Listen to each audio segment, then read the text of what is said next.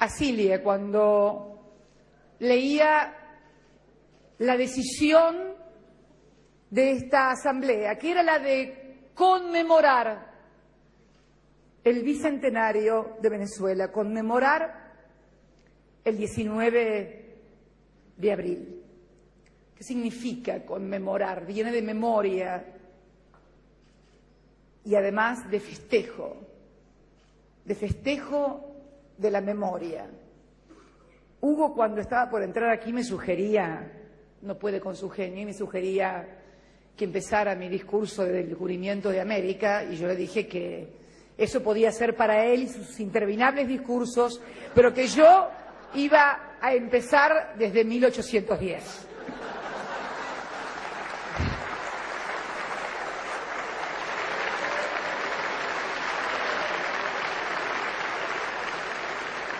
Y escuchaba también atentamente al historiador que me precedió en el uso de la palabra y que reivindicaba las gestas libertarias de la América del Sur,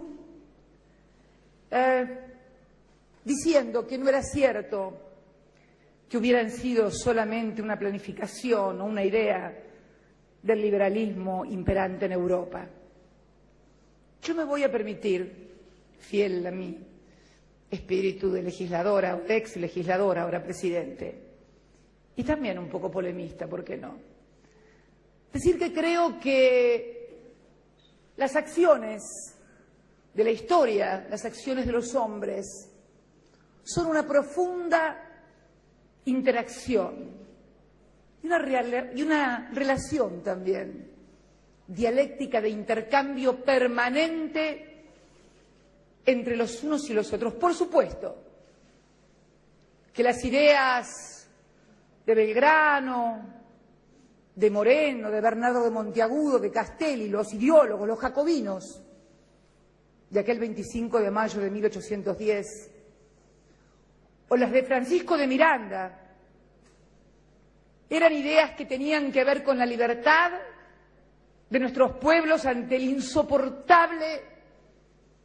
coloniaje a los que nos sometía España, la explotación que de estas tierras, de su gente, hacía España, y también de la nueva generación de criollos que habían nacido de españoles, pero que ya sentían estas tierras como propias, junto a los pueblos originarios, junto a los mestizos. Pero no podemos tampoco ignorar que el mundo estaba allí, que las ideas de Voltaire, de Diderot, de Montesquieu habían hecho nido en la cabeza de estos hombres, no para copiarlas, sino para utilizarlas como un instrumento que sirvieran a sus pueblos, que de eso se tratan las ideas, instrumentos que sirvan para la liberación de los pueblos y para la construcción de sociedades más justas y más equitativas. Si las ideas no pueden exhibir esos resultados, solo quedan en ideología. Cuando pueden exhibir esos resultados, se transforman en política y adquieren toda la verdadera dimensión que tienen que tener las grandes batallas culturales, que es precisamente la de transformar la historia. Y ese 1810 tenía una América que bullía en todas partes, que había también conocido fuertes levantamientos de los pueblos originarios en el Alto Perú, la figura de Tupac Amaru, descuartizado en el Perú,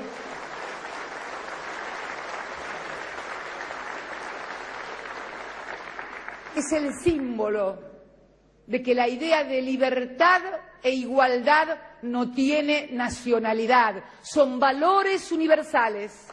Valores universales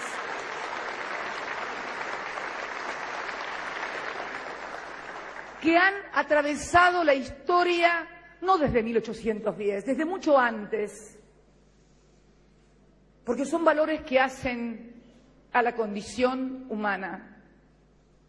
La libertad para decidir sobre la propia vida, pero no solamente la libertad para decidir sobre la propia vida, sino para tener una vida igual o mejor de la que tengo y, por lo tanto, una libertad para sostener la igualdad. Por eso digo que en realidad nada nuevo se ha inventado cuando hablamos de libertad e igualdad.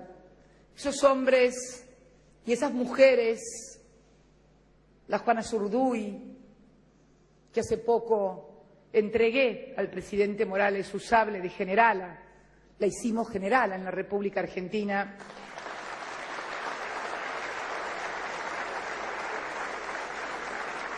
Esos hombres y esas mujeres interpretaron entonces valores universales que vienen desde el fondo de los tiempos y que es la necesidad de la autodeterminación de los pueblos y de que cada sociedad pueda construir su historia, su presente y su futuro. ¿Y cómo no fue en ese primer centenario que culmina en 1910? Y por eso también la interacción, a lo que yo hablo de lo que había pasado en el mundo. Aquí, en la América del Sur, los libertadores, los fundadores, en su gran mayoría terminaron exiliados, olvidados, aunque también perseguidos.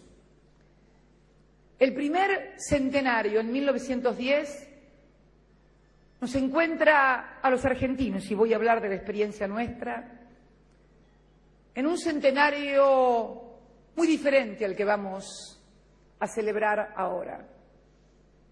Era un centenario donde, como en casi toda la región, se habían consolidado repúblicas en un modelo de división internacional del trabajo donde nosotros proveíamos materias primas que eran industrializadas y generaban riqueza y valor muy lejos de estas tierras.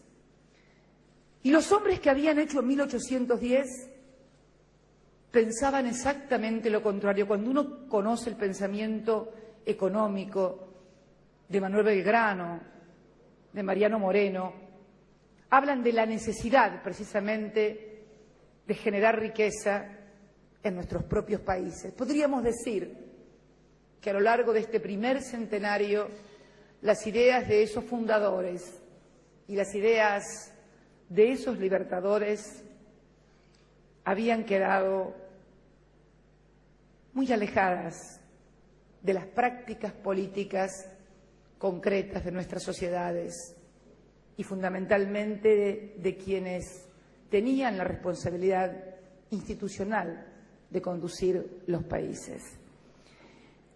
Este segundo